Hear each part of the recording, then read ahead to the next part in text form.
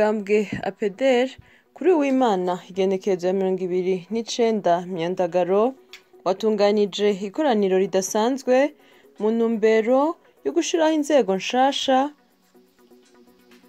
Wararongoye umugambwe Gabriel Banzawitonde niwe yongewe ikiringo c'imyaka 7. Umunyamabanga mukuru wa leta Prosper Ntahogwamiye asigura ko mu nama nshikiranganji yabaye kuri wa gatatu yize yongera iremeza ibijanye no kongereza umutahe mw'ibanki nshasha kijejwe guteza imbere uburaro mu Burundi yahoze ari ikigega kijejwe guteza imbere uburaro mu bisagara. Rero ngo bisabwa ko hakorwa ibishoboka vyose kugira igabanya inyungu ku madeni izotanga nihava ikora nk'ayandi mabanki y'ubudandaji.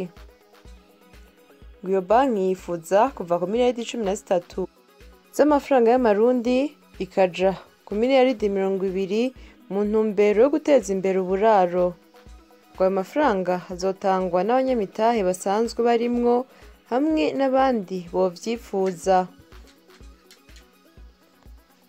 Ariko ngo leta niyo munyamitahe mukuru yokongereza umutahe wayo ku bice birenga 67%, no kuvuga miliyaridi zirenga 4. Mw'ijoro ryo kuri uyu wa gatandatu igenekereza 28 Myandagaro ku kigo c'abafaransa IFB mu gisagara ca Bujumbura habaye ibirori vya finale ya Tamba mu mwaka wa 2021. Umugwi Inyenyeri niwo wabaye uwa mbere mw'iryo higanwa aho waronkejwe agashimwe k'amafaranga 500 y'amarundi. Umugwi wa kabiri wabaye Bekiem waronkejwe 200 vy'amarundi.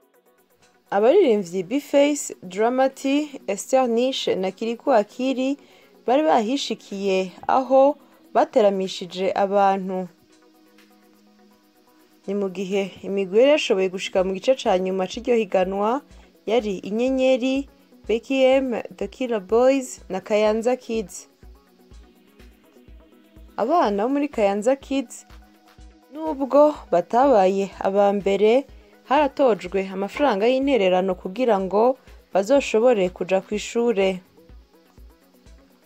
Ibubanza umukuru wa zone Mitakataka Jacques Nikwitegetse kuri w'Imana yagiranye inama n'imvukira z'iyo zone aho yabahamagariye gufasha guhimiriza aba muri iyo zone ngo bavavanure n'ingeso yo guharika ibihora bituma ingo zidatera imbere.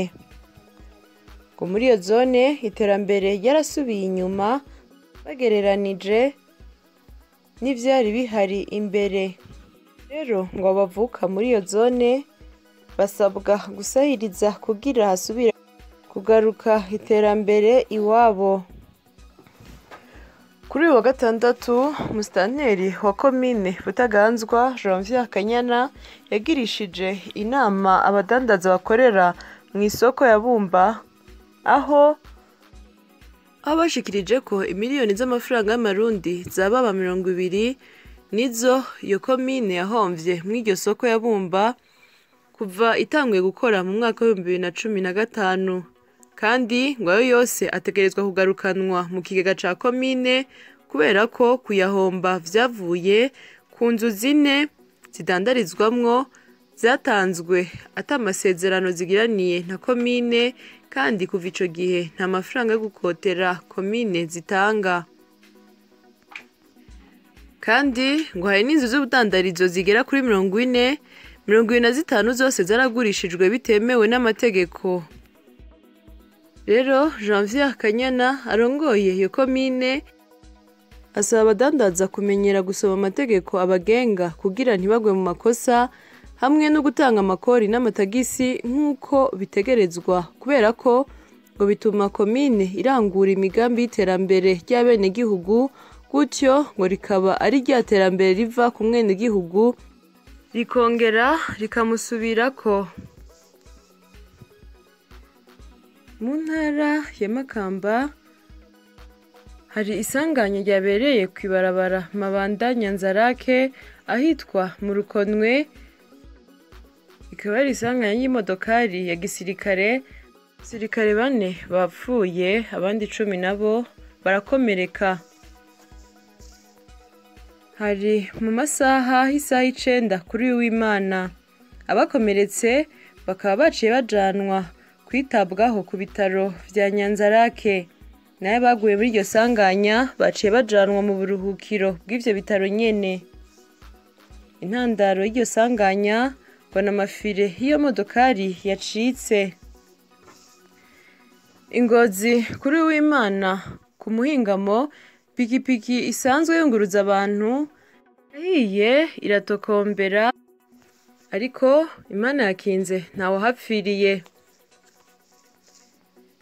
Nyenewe avuga ko yarahejeje kwinywesha igitoro, yakije abona ipikipiki yaka umuriro. Abari aho bose nta n'umwe yashoboye gutabara. Iyo pikipiki yahiye iratokombera, bose barorera. Ishirahamwe Kasedebu kuri w'Imana yasohoye itangazo imenyesha ko ryatangajwe no kubona ko hari uwavuze ko abacamanza baremerwa n'abantu bitwaza ico bari, bakabategeka gufata ingingo zitabereye.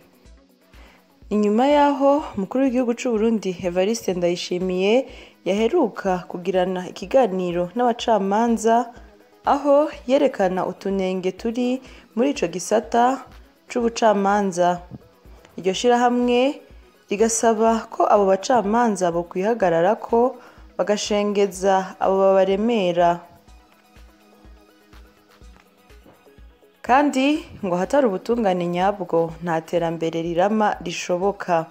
Ngo abacamanza bo kwanka abo bose baza kubaremera bitwaje ico bari ico arico cose, birinde gutega ubwoba babwirwa ngo bivuye hejuru. Abaririmbyi B-Face, Esther Nishe na Orege nibo baraye batahanye imiliyoni 15 z'amarundi umwe mwihiganwa Tagata na Primus Star. Nayo abaririmbyi Andy Mwage na Masterland nibaronse amahirwe yo kubandanya. Mu ntara ya Bujumbura imugongomanga haraguye imvura ivanze n'urubura ku muhingamo kuri uyu w'Imana, aho abahinga mu bijanye n'ibidukikije bibarije ko yoba ari hindagurika ry'ibihe kubera iyo mvura ntiyarimenyerewe cane cane mu gihe cici. Naho muri Mukike urwo rubura rwarononye imirima itari mike ku mutumba Kanyunya, zone Rukina. Mu ntara ya Bubanza abarimyi bagurishije ipampa ku ideni mu ihinguriro ry'ipampa Cogerco bavuga ko batararonswa amafaranga yabo, bagasaba abarongoye iryo hinguriro kubatunganiriza. Nayo mu iryo hinguriro Cogerco bo bavuga ko bariko barategura ingene bobaronsa amafaranga y'umwimbu wabo w'ipampa.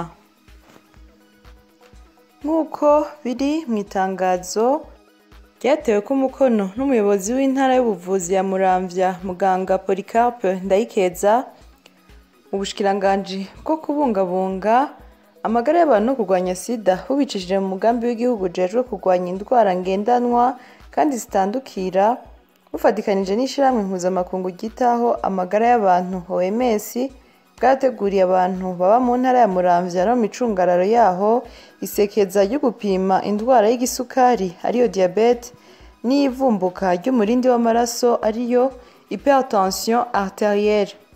Iryo sekeza rizotangura ku munsi wa kabiri igenekerezo 31 Myandagaro gushika ku munsi wa gatanu igenekerezo ya 3 Nyakanga uyu mwaka turimwo 2021 kuva isaha 2 zo mu gitondo gushika isaha ya 6:30 z'umurango. Iryo sekeza rikazoba ribera mu bibanza bikurikira: ku mugwa mukuru wa komine Muramvya ku cibutso c'ubumwe, no ku mugwa mukuru wa komine Rutegama hafi y'ibiro vya komine. Abazokwitabira iryo sekeza basabwa kuzogenda hataco bafunguye kandi bamenye ko gupimwa ari ku buntu. Dutandukire amakuru y'inkino. Umukinyi Saido Ntibazonkiza ari mu bakinyi berekanywe n'umugwi asanzwe akiniramwo Young Africans ku munsi udasanzwe w'uwo mugwi bise Mwananchi Day, hari ku munsi w'ejo w'Imana. Kuri uwo munsi hakaba hari mu ntumbero yo kwerekana abakinyi umugwi wa Yanga uzokoresha mu mwaka w'inkino w'2021 ushira w'2022. Urukino rwa gicuti ku butumire bw'igihugu ca Algeria ku nshuro ya kabiri bari batumiye igihugu c'u Burundi gukina urwo rukino,